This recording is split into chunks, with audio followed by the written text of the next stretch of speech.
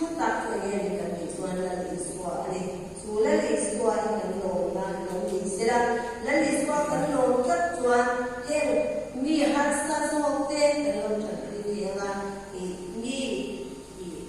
mi